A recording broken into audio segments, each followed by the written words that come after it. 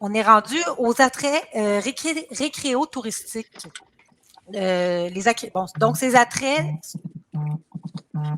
Ah, je pense que... Les attraits récréo-touristiques de notre territoire sont très prisés et créent des problématiques de stationnement qui débordent, de trafic, de surachalandage et de dépassement de la capacité de support des milieux naturels. On parle de sentiers boueux, déchets, piétinements, etc. Quels sont vos engagements pour améliorer cette situation, et concilier tranquillité des citoyens et préservation des milieux naturels, tout en continuant de bénéficier des retombées économiques de ces visiteurs? Et là, il y a encore des sous-questions. La première étant, quels sont vos engagements pour la protection des milieux naturels du territoire? Et deux, avez-vous des engagements dans le dossier du versant ouest de la station touristique de Stoneham? On va demander à M. Couture de se prononcer là-dessus. Ben, écoutez, je n'ai peut-être pas un Master in Business Administration, mais il y a une chose qui est sûre. Je pense que d'abord et avant tout, à Stoneham et Tewksbury, on devrait parler de l'ADN de notre municipalité et de travailler à l'essor même de nos attraits récréo-touristiques. C'est ce qui nous amène là au moulin depuis des années et c'est ce qu'ils ont mis sur la glace, ce qui a été mis sur la glace depuis des années.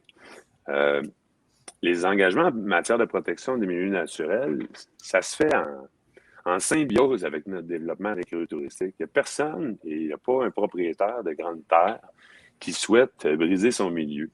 Nous avons des montagnes extraordinaires qui sont d'abord et avant tout, quand je regarde cette question-là, et c'est du zonage qui est forestier.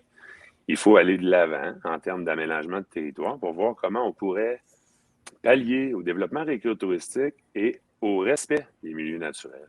Il faut évidemment empêcher le morcellement de ces grandes terres-là, mais il faut aussi définir comment les citoyens de notre milieu puis notre municipalité vont y avoir accès. On parlait du golf tantôt. Le golf, ça appartient à un privé. On a tout à fait raison. Il faudra encadrer l'utilisation qui se fait d'une manière hivernale. Nous autres, ce qu'on propose, c'est justement de jeter la table à une négociation pour le développer sur 4 saisons. Ben, pour ce qui est du versant ouest de la station touristique qui, dans le fond, fonctionne une saison par année, il est plus que temps qu'on regarde la possibilité de développer le versant ouest en ce qui a trait à son accès aux sentiers, sentiers de vélo de montagne, peut-être du ski hors piste, puis justement ouvrir la table aux négociations pour justement nous plonger dans un dynamisme économique avec la station récréo-touristique qui est la station de Stoneham, qui, je ne sais pas une cachette pour personne, tant qu'à moi, est moribonde depuis trop d'années. Merci beaucoup, M. Couture. M. Lebel? Oui, merci. Bon, écoutez, au niveau là, de protéger là, les gens au niveau de l'achalandage, on a déjà amorcé une réflexion à ce niveau-là avec le parc du Mont-Wright. On a aménagé un site où il est possible de contenir nos visiteurs et de le faire de manière, je vous dirais, sécuritaire. C'est ce qu'on veut poursuivre dans le futur. On a déjà prouvé que ça marchait. On a déjà établi ce site-là et la popularité du Mont-Wright fait vraiment une publicité régionale pour la ville de Stoneham.